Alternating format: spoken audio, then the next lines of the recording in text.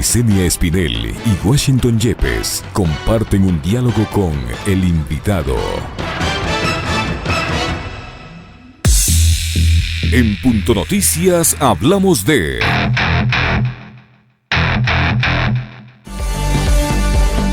La audiencia preparatoria del juicio en el Ecuador al informático sueco Ola Vini, retrasada hace varios meses, fue fijada para el 17 de febrero del 2020. Así lo informó su abogado Carlos Soria. Vini estaba a la espera de la audiencia preparatoria desde octubre pasado, cuando fue anulada la que estaba prevista debido a la ola de protestas que sacudió el país a raíz de la decisión de suspender el subsidio a las gasolinas por parte del gobierno nacional. El informático sueco, que fue detenido el 11 de abril de 2019, permaneció privado de su libertad durante 70 días, tras lo cual fue dejado en libertad en junio por considerar el Tribunal de la Corte Provincial en Quito que se había violado sus derechos.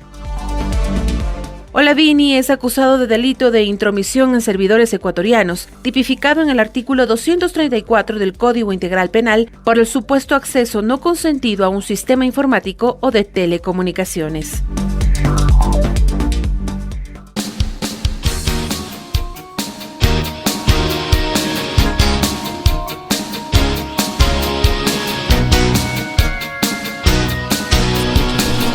Carlos Soria, abogado de Ola Vini, justamente está aquí en los estudios de Pichincha Universal. Hemos escuchado una contextualización del caso y claro, la defensa lo que insiste en que este caso justamente está plagado de irregularidades que incluyen largas horas de arresto, ¿no? De arresto sin asistencia, más de medio día sin que el consulado sueco tuviera conocimiento de ello y el no haber sido informado de los motivos de su detención, entre otras cosas. Abogado, otras, ¿cómo sí está? Analicemos cómo está la situación y qué es lo que se viene. Muchísimas gracias, Licenia Washington, por la invitación. Sí, más de 120 irregularidades hasta el momento en el proceso de Ola Vini, muchas de las cuales han causado nulidades absolutas, que son las que explotaremos pues en la audiencia preparatoria de juicio que ha sido convocada para el 17 de febrero. Acordémonos cómo empieza el caso, ¿no? Una rueda de prensa de la señora ministra del Interior, luego se convierte en una acusación formal por parte del presidente de la República y de su gabinete, en donde dice que van precisamente a entregar en las próximas horas pruebas irrefutables de un supuesto hackeo a cuentas gubernamentales, privadas, etcétera. Luego de esto, pues no llega nada a Fiscalía inicia una investigación que dura apenas medio día, luego una formulación de cargos y una instrucción fiscal por supuestamente 90 días. Después de eso, para ganar 30 días más, la Fiscalía lo que hace es vincular a otra persona, en este caso Ricardo Argüello, y 2 días antes de que acabe la instrucción fiscal de forma completamente ilegal, solicita una reformulación de cargos, que la consecuencia de la reformulación de cargos es al menos preservar el derecho a la defensa, es decir, dotar de 30 días más a la defensa para que se prepare para la defensa de un nuevo cargo. Esto no fue así, la jueza determinó que no se estaría violando ningún tipo de derecho fundamental, cosa completamente irrisoria, y nos dio 2 días para defendernos, es decir, de un miércoles a un viernes se terminó la instrucción fiscal y tuvimos que preparar defensa para el nuevo cargo en únicamente 2 días, lo cual viola no solo derecho nacional, sino derecho internacional, lo cual será puesto a conocimiento de cortes tanto nacionales como internacionales. Lo importante del caso ahora es que en muchas ocasiones nosotros pedimos a la jueza Yadira Proaño, en donde se ha radicado nuevamente la competencia, es que analice cuáles son las causales para pues este tipo de nulidades. Ella nos ha dicho en algunos impulsos que ha tenido desde su judicatura que el momento oportuno será la audiencia preparatoria de juicio. Entonces, bueno, esperamos que esta vez sí la jueza haga lo que tiene que hacer y se apegue a la letra de la ley para que este tipo de casos no se vuelvan a repetir en el Ecuador. Carlos, tú dices que le acusan de todo esto y que no presentaron las pruebas. Con estos antecedentes, ¿qué es lo que debería pasar en esta audiencia de juicio? ¿Se debería declarar el sobreseimiento? Sí, claro que sí. Eso es lo que... Eso en un país normal, con una justicia eso es lo que debería pasar. Pero yo todavía tengo la esperanza y confío de que sea así.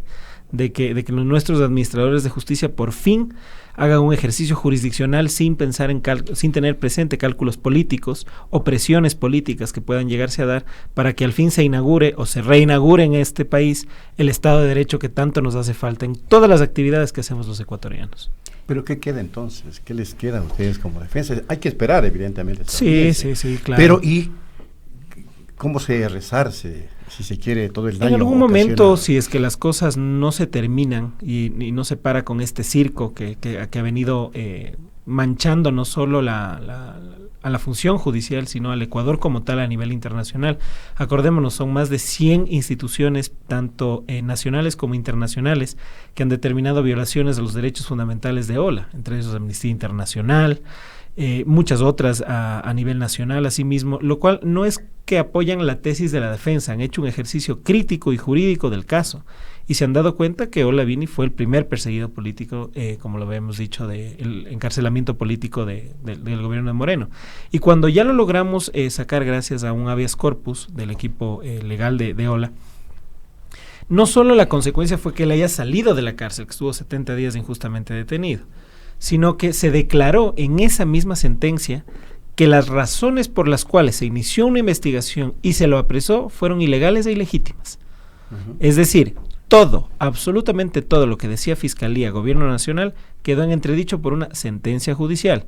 En base a esto, contestando tu pregunta, Licenia, debería declararse una nulidad absoluta desde el momento mismo que tuvieron el primer contacto con Olavini. Esto es del 11 de abril del 2019 en el aeropuerto.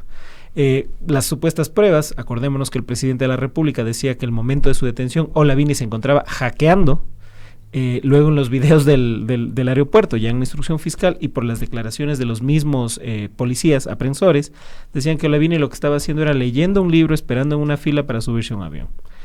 Entonces, salvo que el señor Vini sea algo más que súper poderoso para que pueda hackear a través de un libro que estaba leyendo, todas estas aseveraciones han sido pues descontextualizadas y yo creo que ya dolosamente puestas en conocimiento para justificar acciones que en ese momento el gobierno tuvo, tanto aquí como en el extranjero. Ahora, Carlos, yo no sé cómo van a lograr sustentar este caso, pero esto ya pasó del plano judicial. Tú dices que a él lo están siguiendo, que le hacen labores de inteligencia que al parecer no son tan inteligentes, porque son muy evidentes, ¿no? Sí, lamentablemente durante todo este proceso, desde que inició, hemos sido objeto, no solo Ola, sino su equipo legal y todos sus amigos o personas con las que trabajan, de seguimientos, ¿no? Un poco descarados en algunos casos, más tapiñados en otros. Lo único que nosotros decimos es que esperamos que existan órdenes judiciales para eso, porque si no se configuraría otro tipo de violación ya a sus derechos fundamentales y lógicamente a los nuestros, ¿no? Existe un privilegio cliente-abogado que no se puede romper. Ojalá tengan este tipo de órdenes para poder hacer esto. Ya lo último fue realmente chistoso. Tenemos los videos, una foto que subí yo a mi Twitter, en donde se ve claramente que un vehículo se acerca al domicilio de Ola. Entiendo que no estaba bien la señal, tuvieron que sacar la mano y con una antena trataban de interceptar algún tipo de conversación. Entonces son prácticas que nosotros esperamos que... La verdad es que esperamos que no sean verdad, ¿no? Porque sería ya demasiado absurdo que la inteligencia tan inteligente que tiene el Ecuador llegue a este punto, ¿no? Pero estamos preparados, como les digo, para pelear ya en la cancha judicial en donde tenemos que pelear y demostrar la inocencia de Olavini. Y lamentablemente en el país, en el Ecuador actual, se tiene que demostrar la inocencia, no la culpabilidad. No solo en este, sino en muchos de los otros casos que han sido así. Recuerdo hace un año incluso algunos personas, incluso del famoso caso de la SECOM, que fue así mismo, fueron vilipendiados, metidos a la cárcel y después de 77 días decir, no, ¿saben qué? No ha habido nada. Disculpen, ustedes han sido inocentes. Han sido inocentes. O sea, el estado de inocencia en el país se ha pulverizado completamente. Eso es tremendo. ¿En qué basa, mejor dicho, la Fiscalía, en este caso, esta acusación que se le hace a Olavini de que tuvo acceso no consentido a sistemas informáticos o de telecomunicaciones? ¿Y cómo lo van a desmontar ustedes? Claro que sí. Eso es otra cosa, ¿no? Hubo una reformulación de cargos 2 días antes de que acaben los 120 días de instrucción fiscal, lo cual es completamente ilegal, porque debieron habernos dado siquiera 30 días más para poder preparar la defensa sobre el nuevo cargo que tiene la Fiscalía. Pero esto es lo curioso. La misma Fiscalía reconoce, al haber hecho la reformulación de cargos, que los cargos anteriores eran inexistentes, no tenían pruebas, las supuestas pruebas y evidencias con las que se le encontraron. Entonces, si bien es cierto, sí, la Fiscalía puede hacer reformulación de caso bajo la misma línea de investigación, admitirlo, llamando a una reformulación, quiere decir que no tenían nada de lo anterior, lo cual sustenta aún más la tesis de la defensa de que el aprisionamiento de Ola y todos sus equipos electrónicos fue ilegal. El nuevo cargo, acceso no consentido. Bueno, pasamos de un tema de ser un hacker internacional terrorista magnánimo a una persona que supuestamente ha estado metida en algún tipo de sistema viendo algo que no debería haber.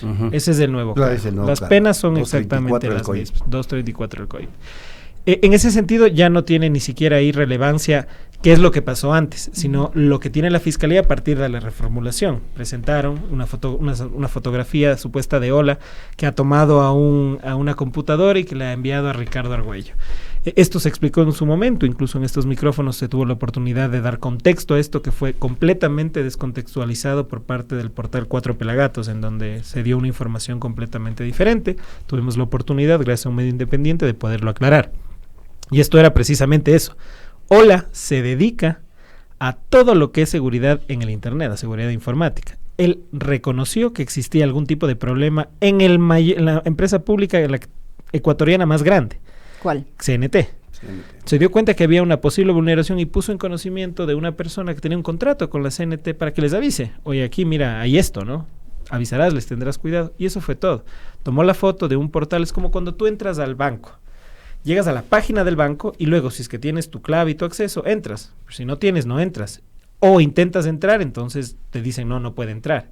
Ola ni siquiera intentó entrar. Ola llegó, vio la pared y dijo, aquí hay una posible vulneración de seguridad.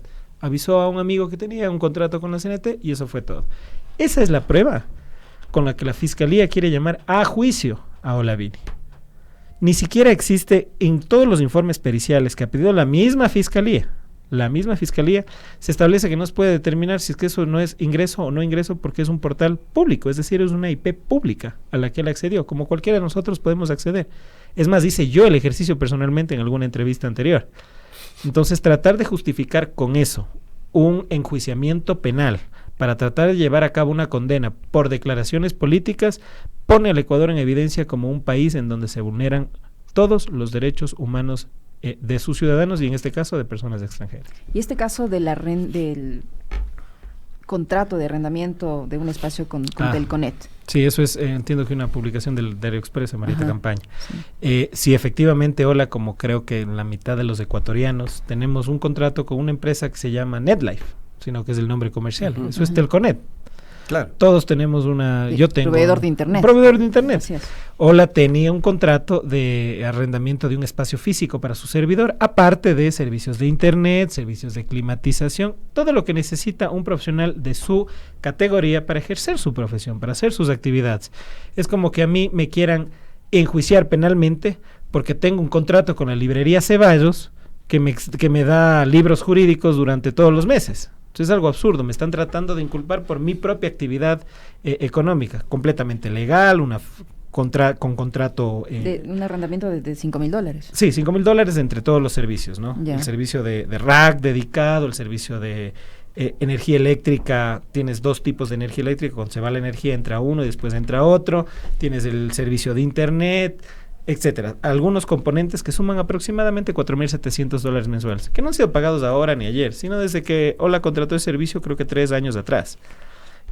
Pero completamente legal. Al lado del servidor de Ola estaba el servidor de, yo qué sé, Banco El Pichincha Universal. O sea, no es un delito ejercer tus actividades, ejercer tu profesión y que traten de que con eso meterte a la cárcel. Esa información, esa publicación del Expreso, a mi forma de ver es completamente irresponsable, porque está haciendo eco de una supuesta evidencia o prueba de la comisión de un delito. ¿Cuál es el delito en tener un contrato con Telconet? Siempre se nos quiso meter en el tema del Telconet, del dueño del Telconet y nada que ver. Entonces, ¿cuál es el problema con que tú tengas un contrato completamente legal para la prestación de un servicio? Si tú te dedicas a eso. Entonces son publicaciones a veces malintencionadas que hacen los medios de comunicación. Y se ha quedado desvirtuado esto definitivamente, de la relación de Olavini con los hackers rusos. Claro, hasta ahora estamos esperando hasta ahora los hackers rusos, ¿no? Ya va a ser un año. Que hicieron funcionarios por Dios, de alto nivel. Así empezó, estamos tras la pista, no estoy parafraseando lo que dijo la señora ministra en algún momento, pero que estábamos tras la pista de los hackers rusos y que los hackers rusos próximamente iban a ser detenidos y todo, y hasta ahora los hackers rusos.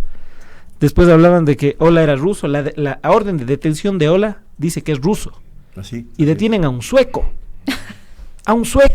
Y le ponen en el parte que es suizo. Así funciona la policía del Ecuador. vamos a detener a quien sea que sea, porque tengo una orden, no porque tengo que respetar un debido proceso. Y eso lamentablemente, y lo digo lamentablemente como ecuatoriano, porque a mí también me tocará pagar las indemnizaciones que cuando lleguen a cortes internacionales Ola tenga derecho. Y claro, y no la vas a pagar solo tú. No, todos vamos a pagar, todos los ecuatorianos. ¿Y dónde queda la repetición? Eso sí. Ojalá este gobierno o el próximo, o si se queda esperemos que no, lo haga. Y realmente haga pagar a la gente que estuvo involucrada en todo esto. Exacto. ¿Tú crees que este caso se convierta, como yo lo dije al principio, en un tema de estudio? Sí, en materia jurídica? coincido contigo. Es más, hemos recibido ya algunas invitaciones de algunas universidades a nivel internacional y nacional, en donde se nos ha propuesto hacer el estudio de este caso. Hemos dicho que hasta que no concluya, pues éticamente no sería lo correcto. Pero sí, aquí el abuso de la prisión preventiva, el desconocimiento de normativa nacional e internacional para el aprisionamiento de una persona, las finalidades que tiene una detención con orden de investigación por 24 horas. Todo esto conlleva un objetivo básico, que es establecer la comisión o no de un delito. Entonces nosotros lo que estamos demostrando aquí es, vamos en contra de una persona, no importa quién sea, solo por cómo se ve, por cómo luce, sin importar lo que haya hecho, pero solo porque es esa persona. Entonces a él tienes que sacarle la madre y ver qué es lo que ha hecho. Tienes que encontrarle algún delito. Eso se llama derecho penal del enemigo. Y eso nos lleva a un sistema inquisidor, del cual ya lo habíamos supuestamente superado. En lo personal, ¿cómo está Olavini? O sea, es una persona de otra nacionalidad, un extranjero que no estaba radicado o no tenía planes de estar radicado permanentemente en el país. ¿Cómo está ahora? En lo personal, ¿cómo se sustenta? ¿Cómo está haciendo para enfrentar una defensa que sin duda amerita gastos económicos y él seguramente no puede tampoco ejercer ahora su profesión por el tema legal? ¿Cómo está en lo personal? Bueno, sí, Ola a nivel emocional está muy golpeado, a nivel personal está muy golpeado porque su actividad profesional la desarrollaba constantemente viajando, es decir, él viajaba por todo el mundo, a más o menos un promedio de 2 viajes al mes, pero a todo el mundo. Entonces él daba este soporte y hacía su actividad en todo el mundo. Entonces, claro, el no poder salir del país limita su capacidad y de ejercer su profesión. Más aún cuando le congelan igual sus cuentas, no puede mover su única cuenta que tiene aquí en el país. Y respondiendo a tu pregunta es cómo sortea con todos los gastos legales de un proceso así, gracias a su actividad y al reconocimiento que tiene. Porque Olavini no es pues una persona cualquiera, es un reconocido desarrollador de software y de seguridad informática a nivel mundial. Gracias a eso ha recibido el soporte económico de varias instituciones a nivel nacional e internacional, que son las que costean pues todos sus gastos. Deberían aprovecharle, ¿no? Para que les dé sugerencias sobre seguridad informática y no nos tengan luego diciendo que hay las filtraciones, que estamos seguros, aparece un informe de millones de filtraciones, al día siguiente se van a decir que nuestros datos están seguros, un mes después otra vez las filtraciones. Pero mire, eso es un ejemplo de, en cambio, cómo sí debe funcionar la justicia. Esta empresa que tenía los datos, creo que se llamaba Novastrat, los principales dirigentes los cogieron a sí mismos, los detuvieron 24 horas y luego fueron puestos en libertad. Porque así tiene que ser. Independientemente que hayan tenido o no hayan tenido la información, así tiene que ser. Así nos manda nuestro ordenamiento jurídico. Que una persona es inocente hasta que se compruebe su culpabilidad. En este caso se procedió conforme ley. En el otro no, porque en el otro era un grandote que parecía ruso, resultó sueco, se pintaba las uñas y realmente era un enemigo del Estado.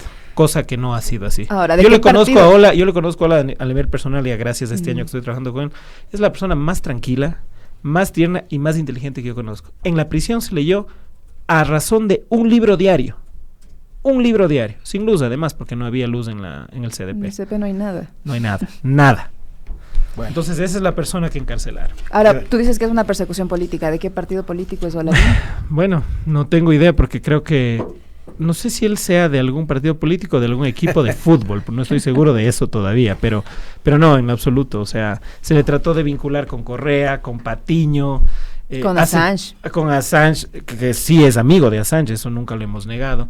Pero hasta hace unas semanas también se dijo que supuestamente Olavini había viajado al oriente ecuatoriano, a la casa del suizo, a reunirse con Correa y con Cristina Fernández de Kirchner. Entonces también estuvieron ahí Chespirito, estuvo Superman, o sea, es un poco ya fuera de contexto. Y lo que hacen es eso, repetir este tipo de mentiras para que se hagan verdades mediáticas y desprestigien a una persona al punto de que cuando tú llegues al tema legal tengas una opinión sesgada sobre una persona. Entonces, los juicios son juicios que tienen que ser debatidos en las audiencias, en los tribunales, no en el Twitter, no a través de medios de comunicación malintencionados que no buscan la verdad, buscan posicionar un pensamiento político y justificar acciones políticas para, lógicamente, los intereses públicos que en este momento nos gobiernan. Muy bien, gracias a Carlos Soria, abogado de Olavini. La pregunta que hicimos a nuestra audiencia fue la siguiente: ¿cree que el Estado ecuatoriano cometió ilegalidades en contra de Olavini? La respuesta es sí, 99%, y no 1%. ¿Cuántos Queda votos sería del gobierno? Amigas y amigos, hacemos la pausa y luego volveremos para un interesantísimo conversatorio sobre los hechos del pasado mes de octubre y el informe de la Comisión Interamericana de Derechos Humanos.